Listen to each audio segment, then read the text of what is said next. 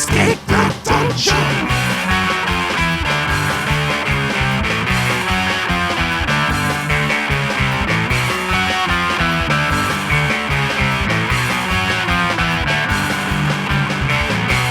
Hello, everybody. This is Escape the Dungeon, the podcast where we ask you to join us as we explore the world beyond the world's oldest role-playing game. My name is Mike Cripps, and I will be your master of ceremonies, and I am joined by four mystifying players. Zach Brass. Hello, that's me. I'll be playing as Crash. Dom Brass. God damn it, so close. Nate Brass. Hi, Internet. That's me. I'm Nate. I play Chris, the wizard. And Tyler Knittle. I'm that other guy. Each season, we will be playing a different tabletop role-playing game. This season, we are playing Urban Shadows 2nd Edition, a Powered by the Apocalypse game published by Magpie Games. Guys, I want to start off with a pretty simple question. Do you know what is special about today, the day that we're recording? Salem Witch Day? Nope. March the 2nd of the Great Depression.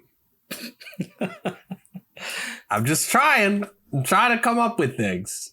Whatever it is, Google probably removed it to suck Trump's dick.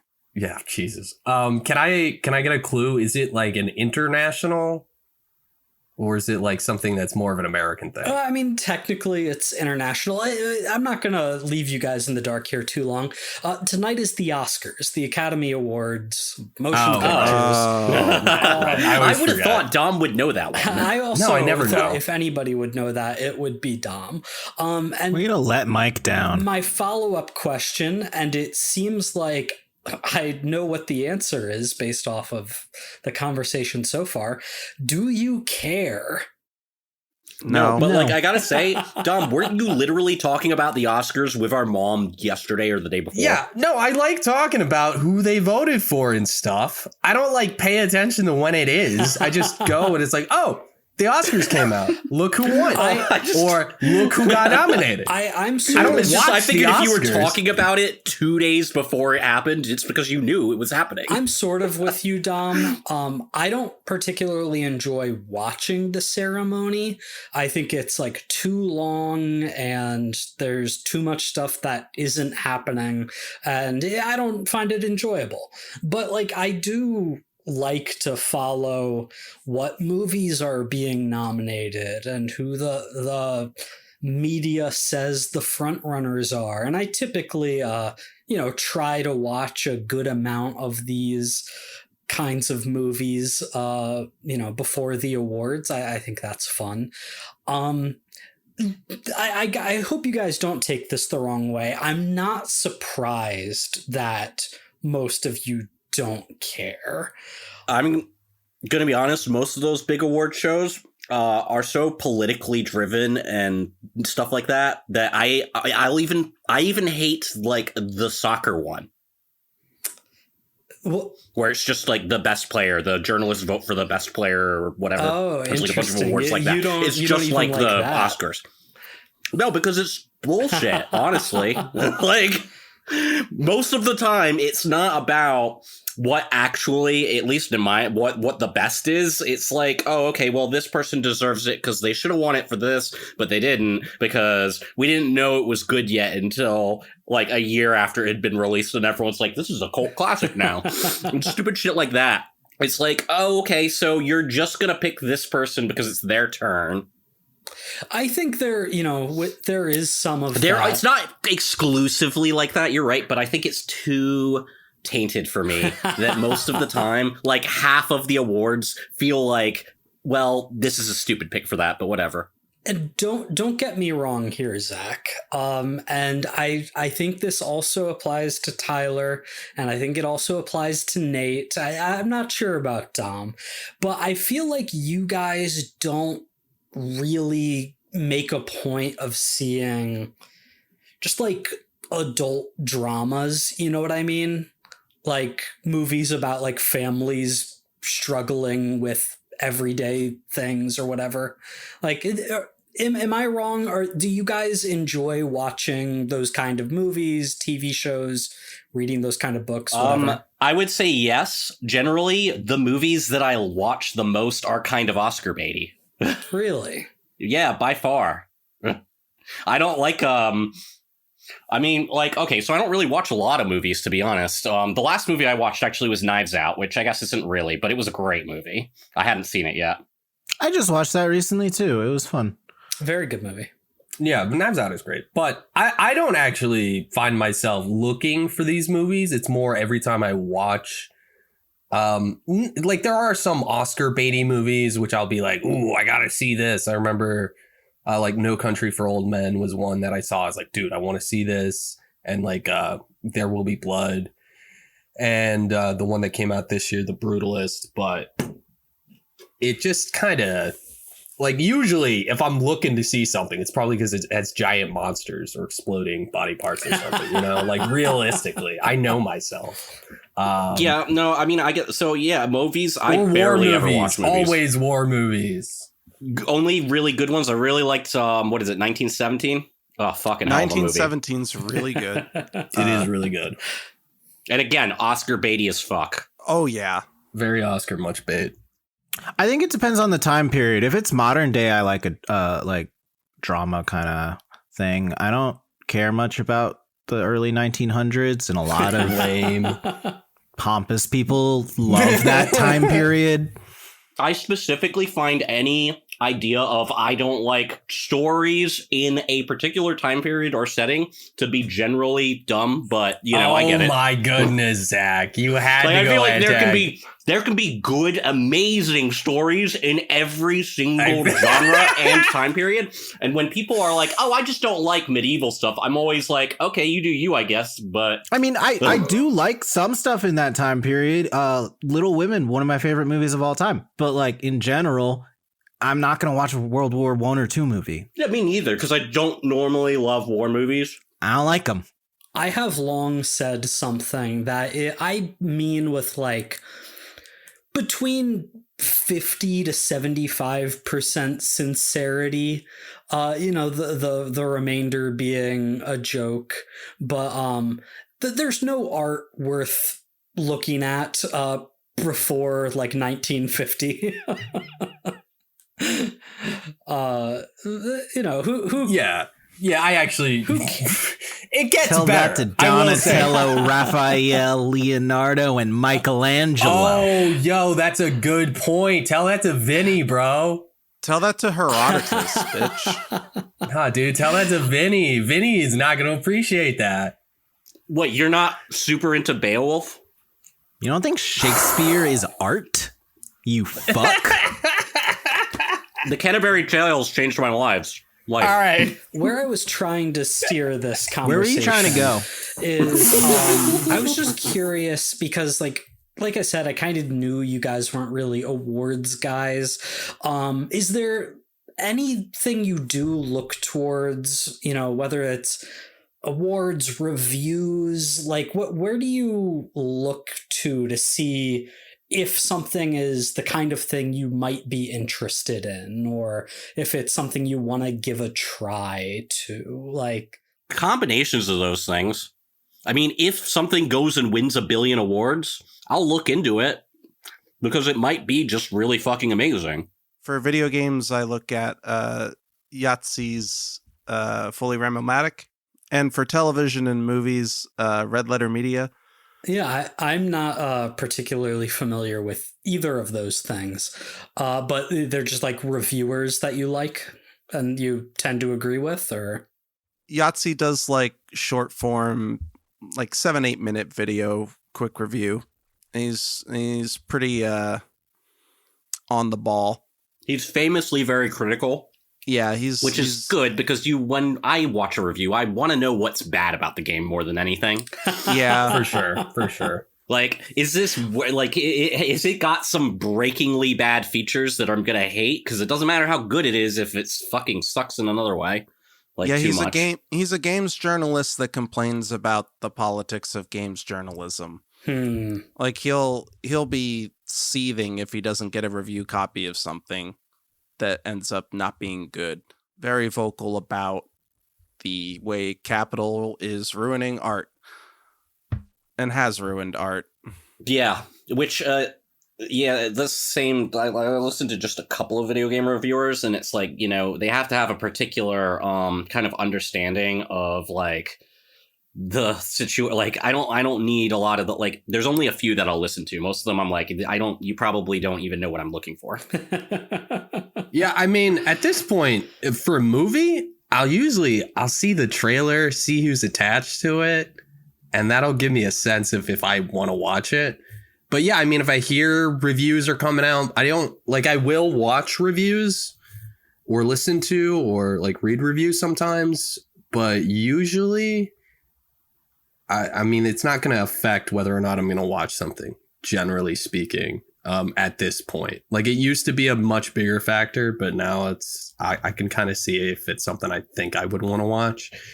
Now, if reviews are crazy and I didn't expect it, yeah, maybe that switches my vote over or something. Yeah, exactly. If something gets enough loud, like, buzz around it, then I might look more into it just because, well, why is everyone talking about this? But I have a good sense of what I'm particularly interested in what I like, and sometimes, like, I don't know, I have a pretty average takes on most stuff. I just have one more question for you guys before we get into our game, just because, like, I do think this is actually interesting to talk to my friends about. Do you guys put more stock into professional reviews of things or like audience reviews of things? Well, it really depends because people are dumb. People are dumb. People are stupid. And I don't trust them. So that's the thing. The thing is, it's not a tricky question, but you have to know when to read between the lines. Exactly. Generally, people are dumb. So I put more stake in the critics. They have better opinions for the most part. However, sometimes they're just all like slurping up the same dog shit opinion. So you're like, no, fuck you guys. You don't get it. Yeah. I just found out that the reviews for Bullet Train were mixed. And I'm like, whatever, you fucking nerds. The critics don't like Bullet Train. They don't like it. I'm like, whatever. It was just a great movie. Yeah, it was just a nice, fun, stupid movie. It was great. I love that shit. I love, to answer your drama question, I love my dumb shit. The performance was super good. It's not just dumb. It's like a crime, like comedy. Yeah, that style, it's very like Lock, Stock, and Two Smoking Barrels. Yeah, exactly. Snatch. And that's why it's so and good. I love that shit. And anyone can die at any moment because it's part of the joke. It's like, yes. You know where else anyone could die at any moment? In real life. Our game.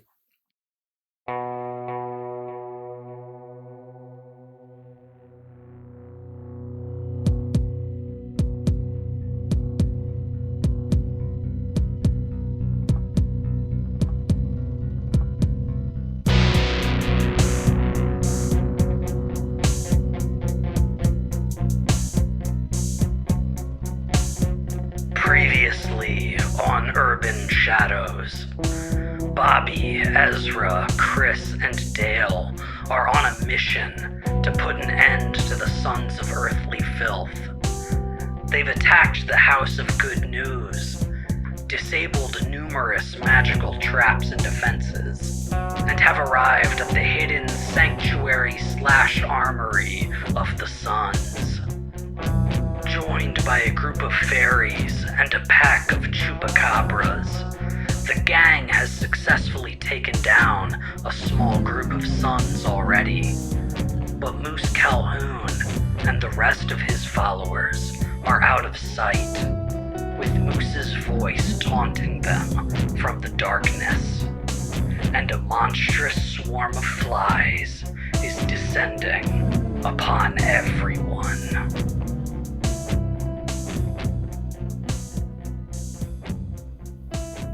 Who's got injuries? What's everyone's harm?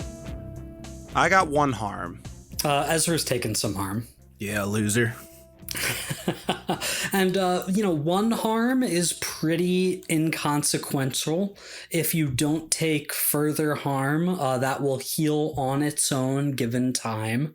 But, taking more harm, that's when things maybe start to look a little more rough.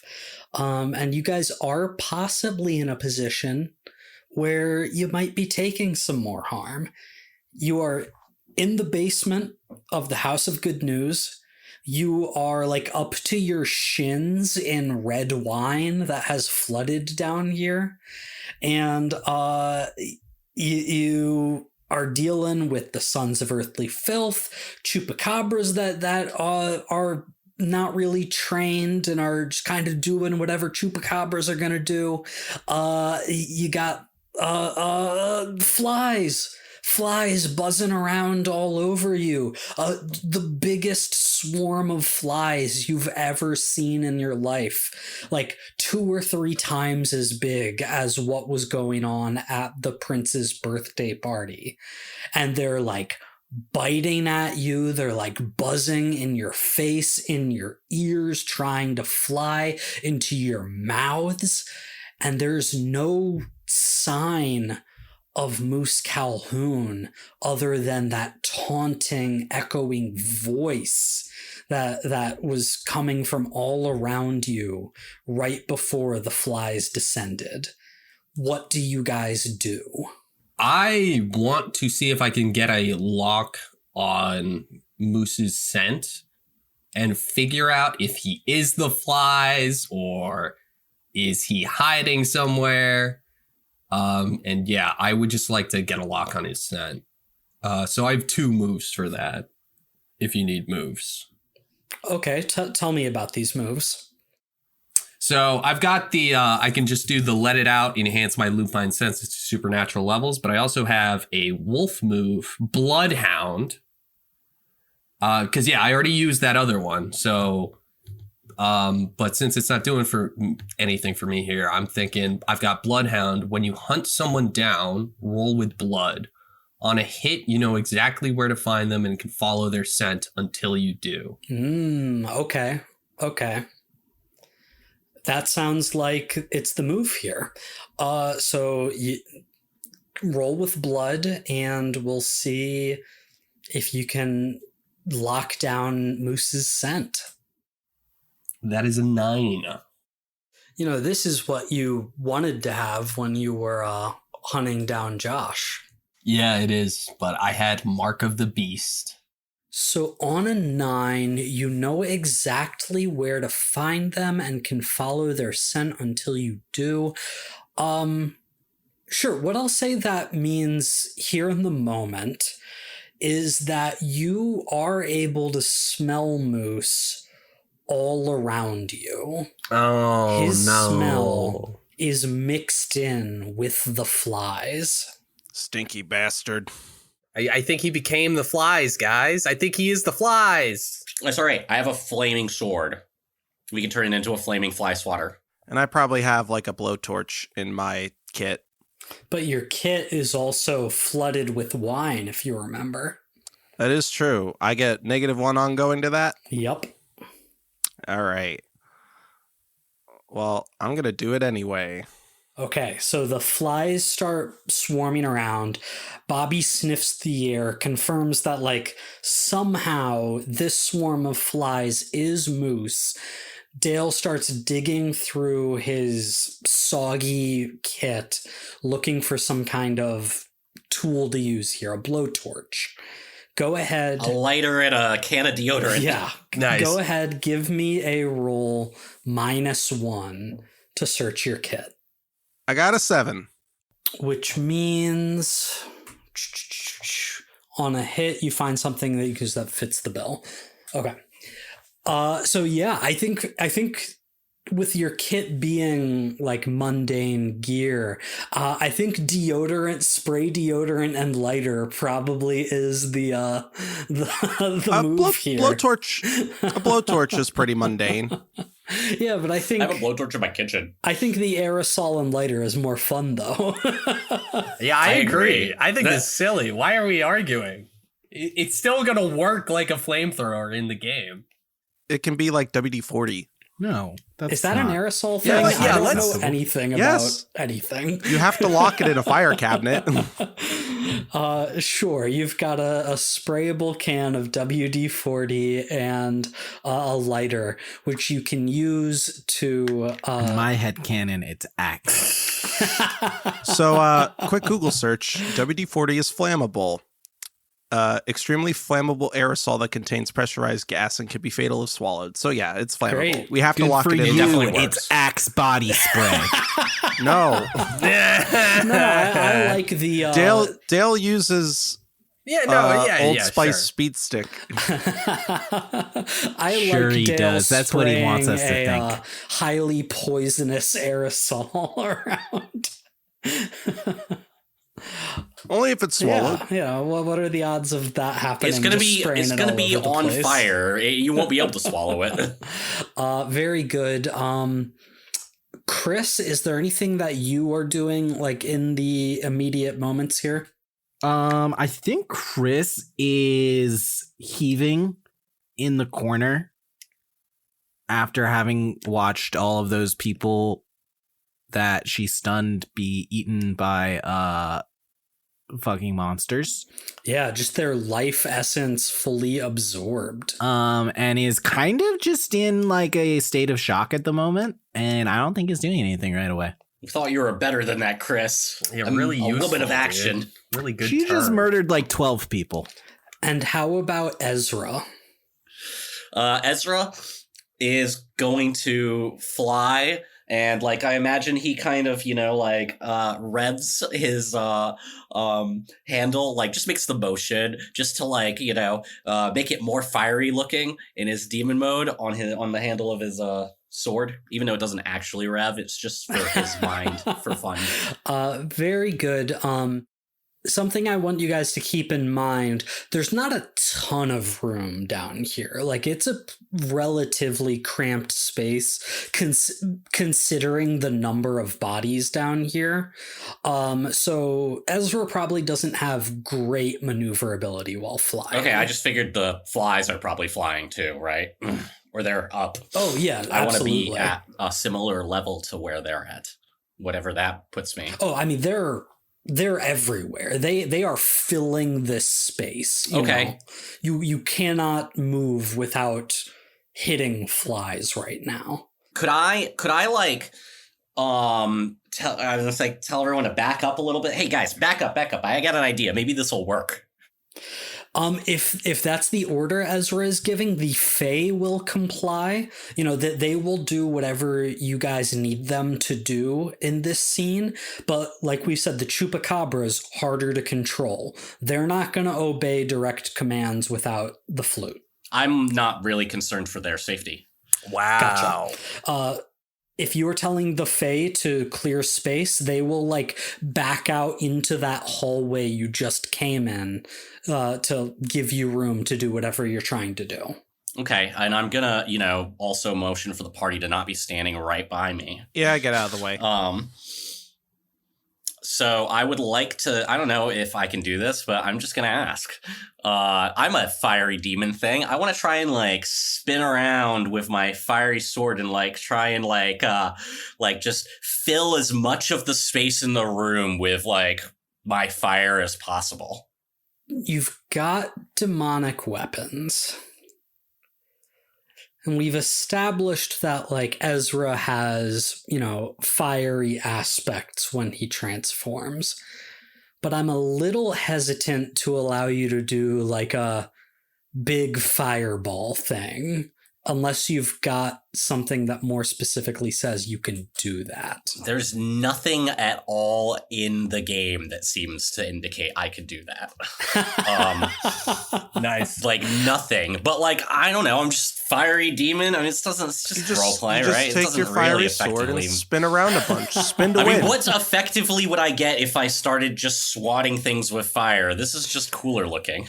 No, I hear you. And I'm not saying no, but I'm just thinking about how I'm gonna adjudicate this. Because I think it's a great image. I think it's something that makes sense for Ezra right now. But seeing as how you don't have a specific move, let's call this like a quick and dirty custom move. So how about this? Because this is like a pseudo magical thing that you're trying to do, you're calling upon your demonic prowess more than your like physical capabilities right now. Give me a roll with spirit. Boom. 12. 12. Very good. The way I'm picturing this, Ezra just like starts like rotating in place, right? And the flames start spreading out and going further and further away. It's like he's going supernova in this space. And I think even the chupacabras are like noticing this and like backing away from this, recognizing how dangerous this is. And huge swaths of the fly swarm just get eviscerated, fall into the wine and float there as like little bits of charcoal almost.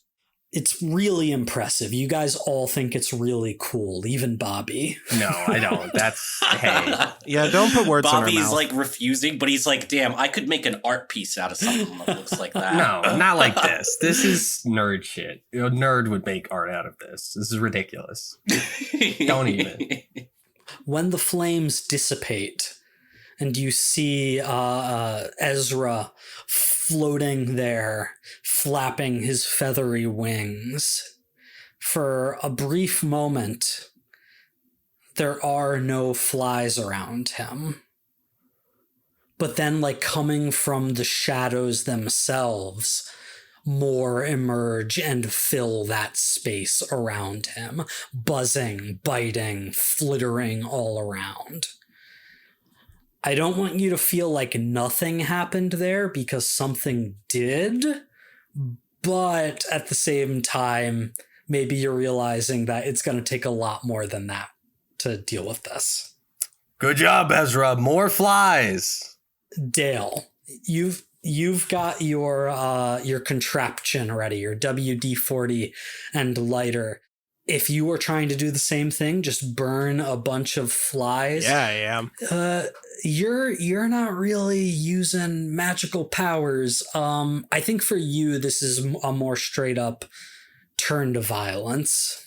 Oh, it's a 3. Oh, no. Man, I've had Tell the folks at home like, what you rolled. I rolled a 3, and this is ridiculous. Like, what the fuck? He's holding the fucking spray the wrong way and just sprays himself. Hey, in the there's a face reason by you got to accident. put it in the fire cabinet. It's a fire hazard, damn it. Mike, just because he God damn it, you got a 7. It's so hard to argue this. I think you should make it so that the can blew up by accident because of the heat. I mean, that's absolutely what happened. Dale goes to shoot the makeshift flamethrower, and the can just fully bursts in his hand. Flame scorches your hands, Dale, in hot, searing pain. These are serious burns. You are going to mark 2 harm. Oh, God. I'm going to die, guys. You also blew off a pinky. Wait, sorry, he lost a finger? Yes, thank you. Hold on. Scars. Do we take those to avoid harm, or? That is an excellent question, Tyler. Whenever you suffer harm, you may always ignore that harm by marking a scar instead. Ooh, fuck. Scars represent your character pushing through the immediate situation at some permanent cost. ignoring harm suffered by immediately reducing one of your main stats. That's crazy. If you want to not take this 2 harm right now, you can instead choose to become shattered, taking a permanent -1 to blood, crushed, taking a permanent -1 to heart, fractured, taking a permanent -1 to mind, or broken, a permanent -1 to spirit. Is that something that's happening to Dale right now? So with serious harm, I would need to go like get that taken care of, correct? Yeah, like hospital time. And what would critical be? Critical harm is like you cannot do anything until that is healed. You're knocked out of the scene and then you go to the hospital. You are on the verge of dying is the exact terms.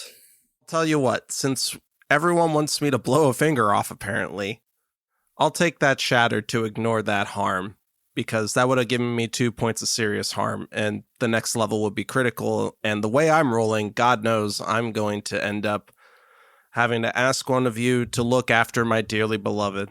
I mean, do you want to save it until you hit that critical? I mean, it just suits the moment. You know what I mean? It feels right. I agree.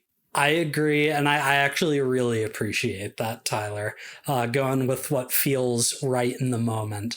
So Dale becomes shattered as this can explodes in his hand, burned, bleeding, a missing pinky. Ah! Straight from the book, shattered means frightened, weakened, and overly cautious. Shattered characters hesitate when they should act. This is more than just a physical harm. This is trauma to Dale's character. So that's just something I want you to keep in mind moving forward. Okay. I'm Trauma. now timid and hesitant when I should act. Got it. I mean, I think it makes sense for Dale, too. He's the only one that doesn't have any superpowers. Yeah, it's pretty rough. So Tyler, there's one more thing here.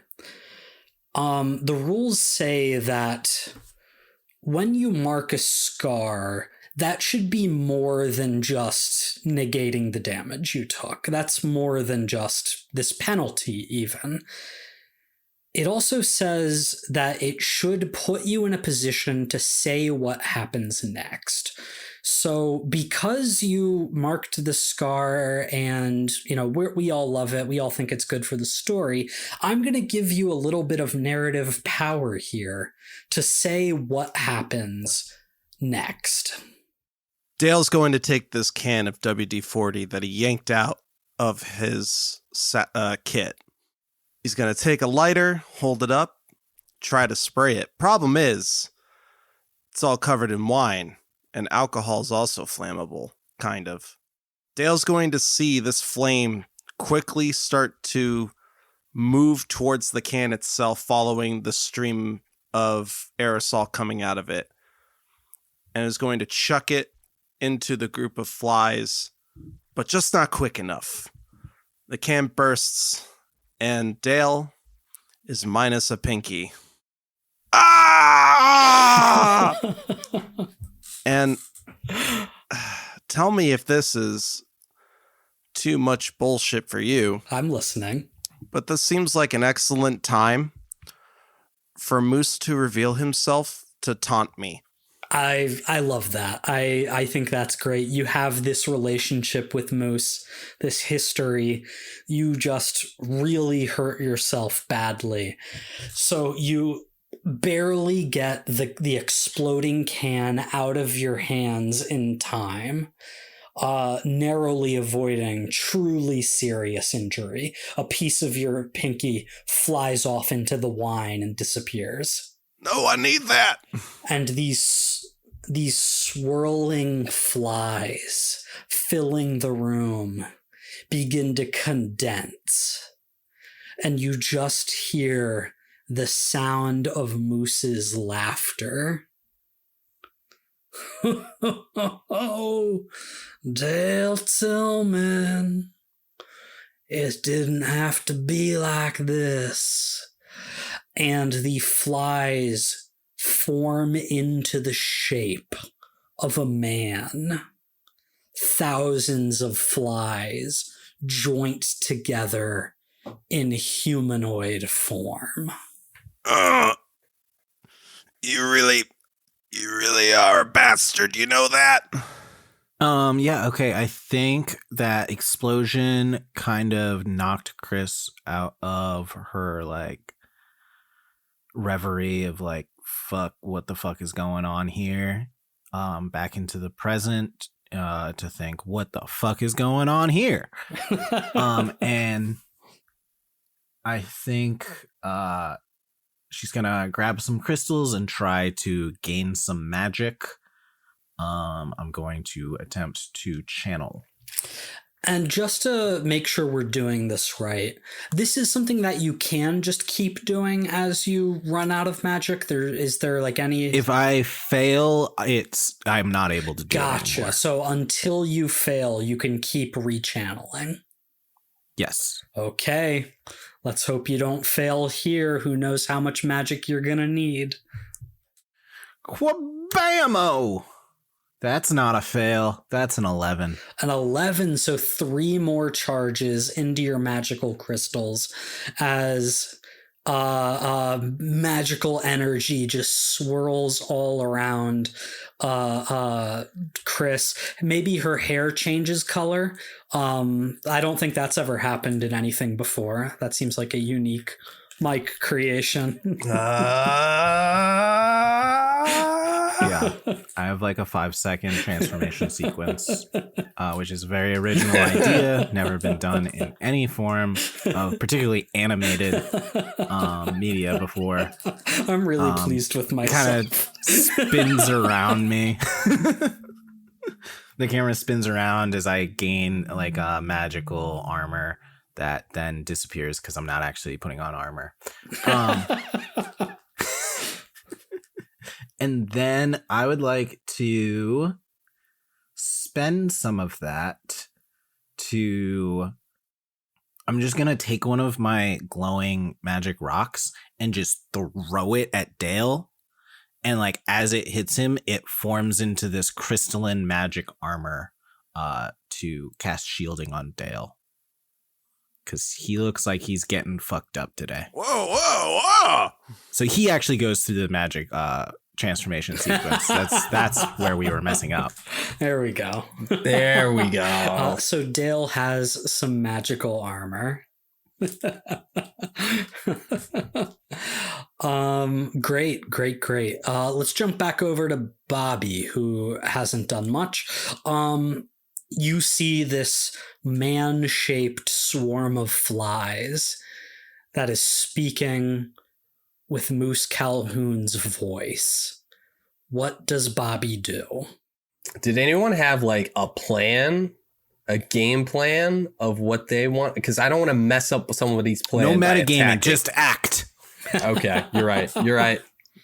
He's flies, dude. So he's just gonna keep reforming. I think this is an avatar more than a. Damn it! This is what we get for not getting ghost bullets. The smell of him is not coming from anywhere else but these flies. I will attack this man of flies with my claws and try to kill him. Now, when you attack with your claws, don't you attack full groups at once? I do count as a small group when I'm fighting other small groups or other groups. But I don't know if that'll work for these flies. I'll keep it in mind. Just say it like it really with confidence as if it does work, and then Mike's more likely to say yes. Okay. Go ahead and give me a roll with blood as you turn to violence. That's a hot 5 right there. A hot 5. Oh, gosh. I'm not going to lie to you, Dom. This is going to be bad for Bobby. As you lunge towards this manifestation, these flies in the shape of a man, you are all teeth and claws. But before you reach Moose Calhoun, the flies dissipate once more into the colossal cloud. They buzz all around you. And as you swipe furiously but ineptly, you feel the flies gather on you, landing in mass upon your shoulders, up your neck, and over your wolf-like snout. Yeah, I don't like it at all.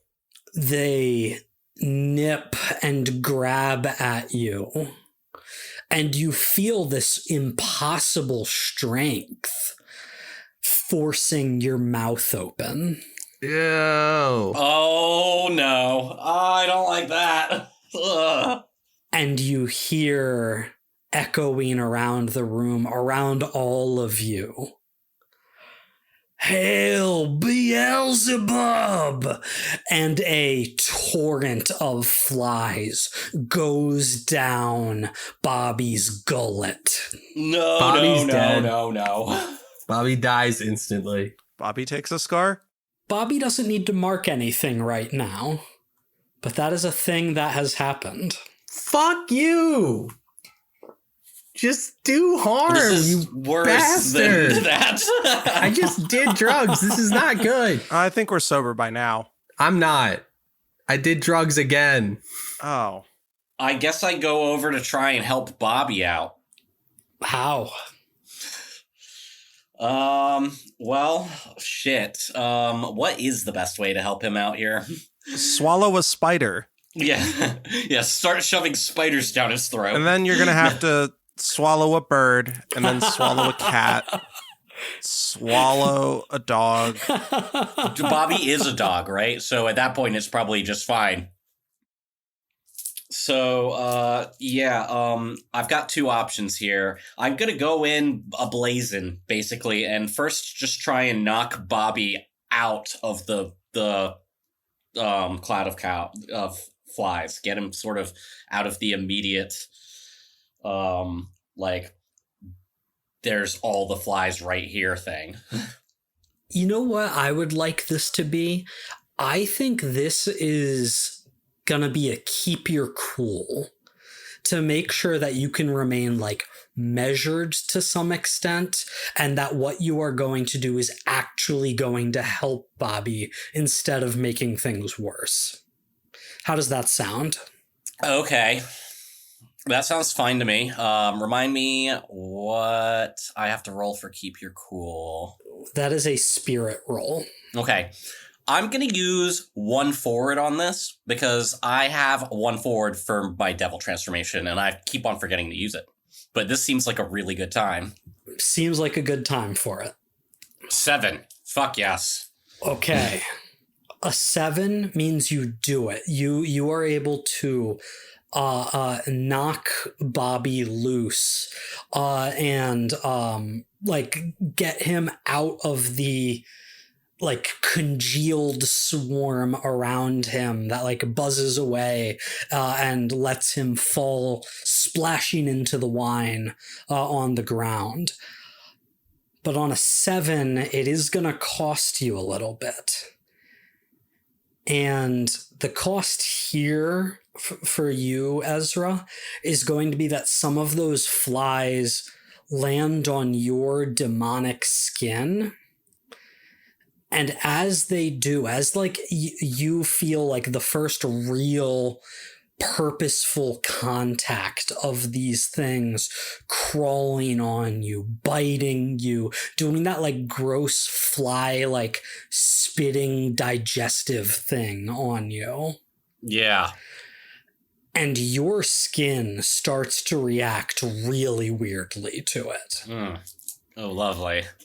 You recall hearing that demonic essences, when there's more than one in one container, weird things happen. That's what happened to Josh on the sand, and why he was like mutating. And maybe something similar is starting to happen to you. I'm just start like trying to swat flies away while I'm waiting for do a little like I mean, I guess I'm a fiery demon, so just hope that some of the fire helps keep them away. Yeah, you are able to swat this small group of flies off well enough. But like something is happening to you that you don't really understand in this moment. Like where they landed, it's like bone spurts are starting to like protrude out from your skin, and it's like bubbling a little bit, like blisters. So them coming into direct contact with you is not great right now. I'm going to use this opportunity to make a small GM move, which is going to be that the Fae are seeing this happen. They're talking amongst themselves. Orlando Bloom says to Root, "Oi, I think we gotta help them, I do." And Root's like, "You're right, Orlando. Faye, get in there." And the fairies charge into the room to join you. They have like a collection of staves and wands, and Root just has a gun. And they start doing what they can to disperse the flies here, getting them away from most of you, but they're still swarming all around. You still hear Moose laughing and taunting you as they tend to coalesce closer to the ceiling of this room. So you've got a brief respite from their onslaught. What do you do? I cough out flies.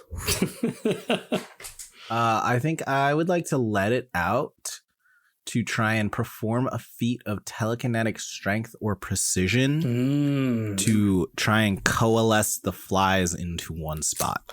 Very good. Okay, let it out. Roll with spirit. Sir, yes, sir. That's a 10. A 10. Okay. Huge, Chris. Huge. So you draw upon your telekinetic powers, your magical force. Magical telekinetic power! No. Will the flies into a smaller and smaller space. They squish against each other. You are drawing upon your deepest reserves of power to pull off the precision required to do such a thing, but it's going to take a lot out of you. You are either going to mark corruption, or about a quarter of the flies are going to escape from this. Do it. I will let the flies escape. Okay. The vast majority of the flies condense into like one extremely compact ball. But, the remaining sort of fly and scatter and sort of disappear into the darkness of the basement. Can I just try and light the ball on fire? Yeah. Are you going to just use your sword? You going to try and call upon crazy demon powers? What does this look like to you? Oh, yeah, no. I light my sword on fire and I try and stab it into the ball and then light it more on fire from the inside. That's pretty good. I like that a lot. I think this is a pretty straightforward turn to violence. Just give me a roll with blood. 10. Yeah, baby. Finally. Now you guys are starting to roll. Yeah. And I would just like to remind you that I am deadly, so I do inflict additional harm. So I have 3 harm, whatever that means for this. You do. And because you rolled a 10, you get to choose from one of these options. Inflict terrible harm, take something from them, create an opportunity for an ally. I'm going to inflict terrible harm. Okay, that's kind of what I assumed. You stab your sword into the ball of flies that Chris has condensed, and you send a shockwave of flame from you up the blade and into the ball. And it burns this ball from the inside out.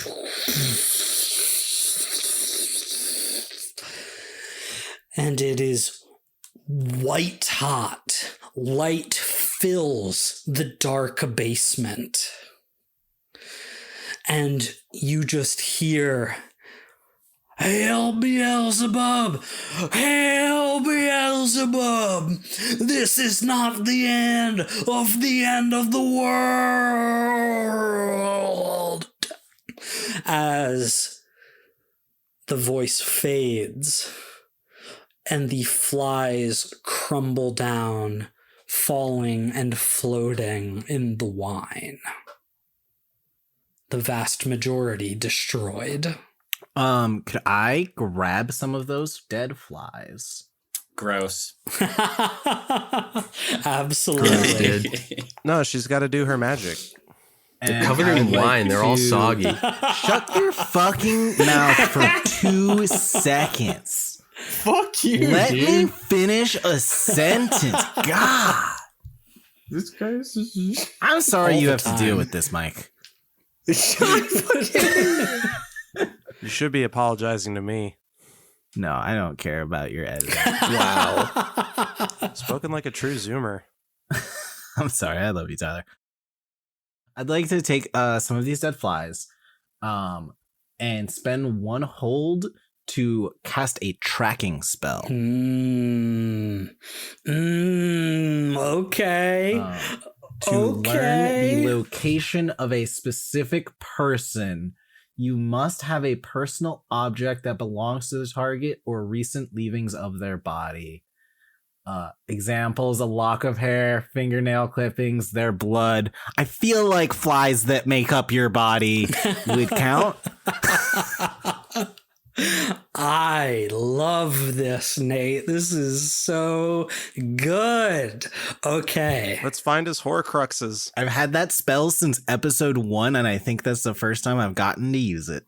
You'd mentioned at one point, can you get me his fingernails or something? I did take someone's hair. He was a drug dealer, though. We never dealt with him again. You channel this tracking spell, and it's almost like you can see the city itself from the top down.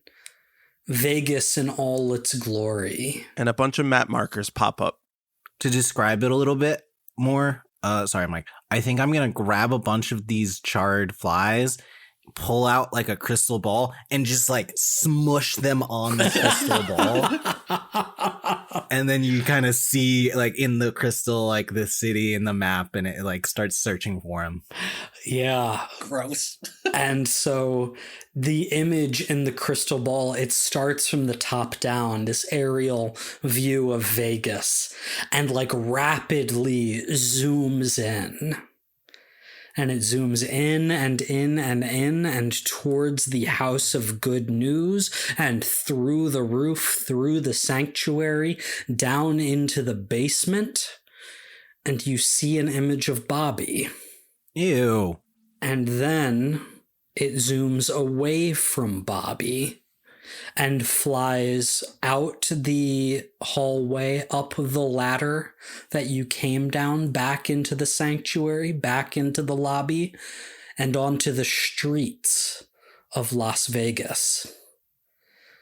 And there you see the image starts to go fractal as it starts splitting and seemingly going in many, many directions at once. The flies have split up and are going in countless different directions, those that survived. Well, fuck, he really can go anywhere as these flies, huh? That's really gross. How does he pee like this? Individually as each fly. Bobby, you suddenly feel something weird in your stomach. Bobby, he's inside of you, by the way. You still have flies in there. You ate Moose, parts of him. Okay, how do we get him out? Induce vomiting. Drink some hot sauce. Do we have hot sauce? Do we have hot sauce? I never leave house without hot sauce. I'm going to do another little GM move here. The chupacabras dart into the room past you. They go into a little alcove where they start scratching at like a small door, like a real small like cubby door that's in the corner. Oi, we'll let you out. Come on, calm down. Sit. All right. Now that you're sitting, we can open the door. They are not sitting. Yeah. Chris just likes to talk to them like they're dogs. She's pretending. I mean, they're basically They're dogs. so cute. They're very Oh. cute. I mean, I do want to check what I'm just worried they're going to immediately kill whatever's on the other side of that door. And maybe we don't want that. Do we want to give that flute the old college try again? No, I say we open the door. Cool. All right, I just go over to the door and try and open it. I'm strong. They'll probably not. Even if they shoot at me, it probably would be fine. I swear to God, if you guys kill Leon. If Leon's here, he deserves to die. That's on him. Yeah, if this is where he decided to hide out from the Suns, then obviously he was never on our side. So anyway, I opened the door. You open the door and the chupacabras charge through into this like small hidden area through this like I said, very small cubby door. And when you peek inside, Ezra, you see the last remaining members of the Sons of Earthly Filth that are all on the ground, eyes like rolled back, and many of them are like frothing at the mouth. Are they submerged in the wine? The wine had not yet like leaked through because this door had been closed. But like it starts to pour through as it's opened. All the 6 Sons of Earthly Filth that you didn't see down here are dead, and the chupacabras start like poking at them and sort of ripping and yanking at them with those like lamprey-like teeth, but don't seem particularly interested in the already dead flesh. Yeah, okay. As I walk in, can I kind of investigate, see if there's anything else in here of note? Yeah, you find some like empty pill bottles. Okay, cool. Does it have a label on them? Does it say what they are? It just has a skull and crossbones on it. Yeah. So if all of the sons are dead, can I attempt to study a place of power to look into all of their like cultish Beelzebub stuff and figure out like what kind of like important grimoires or whatever they might have had that would clue us into like what they were planning, what they were trying to do, where Moose has gone, maybe? Go ahead and give me a roll with Mortalis to study the place of power here. That's a 9. Very good. And you can mark Mortalis for doing a circle move. Yeah. On a hit, you see below the surface to the reality underneath. The MC will reveal an area, NPC, or item located within that is not what it seems. So I think what you said is exactly what you find. You find like a grimoire, a dusty old tome that was apparently kept by Moose Calhoun. And it'll take you some time to really go through it. But here's what I'm going to give you right now. It says that that he was serving Beelzebub in the hopes to bring about the end of the world so that he could cleanse the world. He seemed to really believe what he was saying about all of that. Like, he wasn't just bullshitting. He thought that this was a spiritually meaningful thing to do. Obviously he was insane, but he was a true believer in this shit.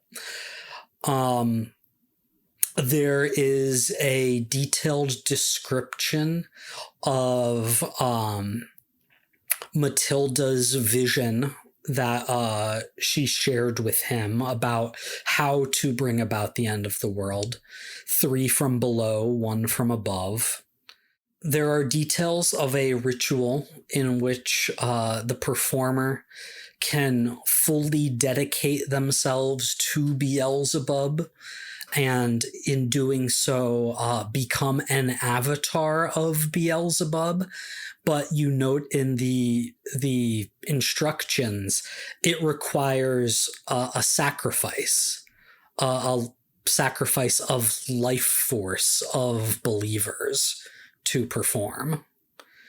So it seems like these sons gave their lives willingly so that Moose could become this avatar. And there's one more thing of note. There's a diary entry in here. And what I'm about to tell you is another GM move that I'm performing right now. Oh my god, No. he's making so many moves. Yeah, come on. So this is a GM move, or MC move. I'm sorry. I've been calling myself a GM this whole time. Oh my I'm God. not playing Urban Hoser. Shadows. Fucking idiot. My Wow, god. absolutely amateur hour over here. Oh, we look like a bunch of nerds now. This is something that I'm taking directly from the lists of MC moves from the book. He's trying to say that so we don't get mad when it's really mean. That's right. No. Okay, so what are you doing to him? One of the options here is reveal a deal done in the party's absence. What the fuck? Chris, as you are looking through the grimoire, you find that there are diary entries. Entries describing Moose sending his men out into the city under the cover of night to deal with a problem. To deal with a problem related to a mutual acquaintance. Don't you dare.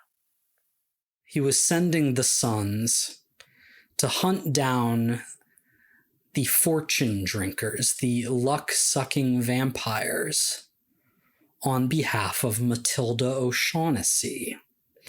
Something that was brought up repeatedly to your group and no one ever pursued. There's an entry that says they found these vampires, that they were able to get Matilda's luck back, and that Matilda has agreed to help them. That bitch. And I would like to cut to Matilda right now as she stands in front of Chris's home. That bitch. She knocks at the door and Celeste opens. Stop it! Celeste says, "Oh, Matilda, was it? I think we met before briefly. And Matilda smiles. And she says, Aye, that's right. And you're Celeste? Chris sent me for you, Celeste. Shit. She says she wants to meet you somewhere safe, and that you need to go with me right now. Celeste looks a little confused and concerned. Wait, is this about the Suns, about what she was doing tonight? Matilda solemnly nods. You're in grave danger, Celeste. But I'm going to help you. I'm going to help you get to safety on the next episode of Escape the Dungeon.